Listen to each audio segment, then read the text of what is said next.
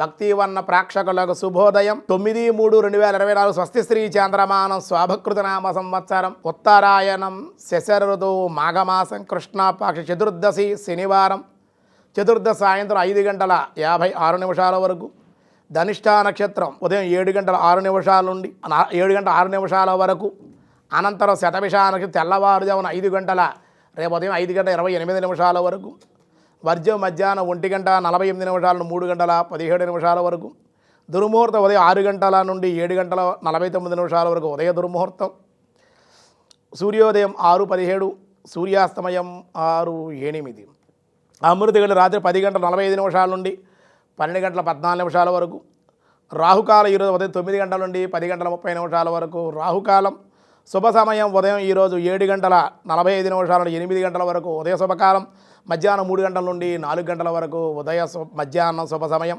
సిద్ధియోగం రాత్రి 8:40, భద్ర ఉదయం 7:04, శకుని సాయంత్రం 5:56, చతుర తెల్లవారుజామున 4:45. ఈరోజు శనివారం కావడం వెంకటేశ్వర స్వామి యొక్క ఆరాధన. ఉదగ్రహస్థం దుతశంఖచక్రం పీతాంబరం ధరిసదపాద పద్మం హస్తద్వయేన స్థితపారుజాతం శ్రీభూసమేతం భజ వెంకటేశం అని వెంకటేశ్వర స్వామి ఆరాధన దర్శనము కూడా ఈరోజు విశేషమైన సత్ఫలితాలను ఇస్తుంది. అలాగే దినారంభ చక్రాన్ని బట్టి మేష, వృషభ, మిథున, కర్కాటక రాశి వారికి అనుకూలంగానే ఉంది.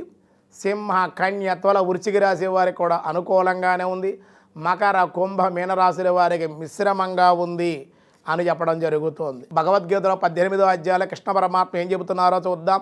పార్థాయ ప్రతిబోధితాం భగవతాం నారాయణేన స్వయం వ్యాసేనాగ్రదిత పురాణ మునినా మధ్యే మహాభారతం అద్వైతామృతవర్షిణీం భగవతీం అష్టాదశాధ్యాయిని అంబా త్వామనుసందదామి భగవద్గీతే భవద్వేషిణి దుఃఖమిత్యేవ యత్కర్మ కాయక్లేశ భయాత్యజేత్ సకృత్వం రాజసాత్యాగం నైవ త్యాగఫలం లభేత్తు అంటున్నారు.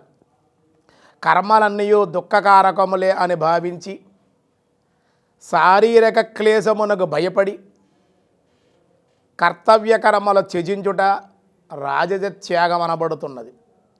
అట్టి త్యాగము ఎట్టి ఫలము లభించదు.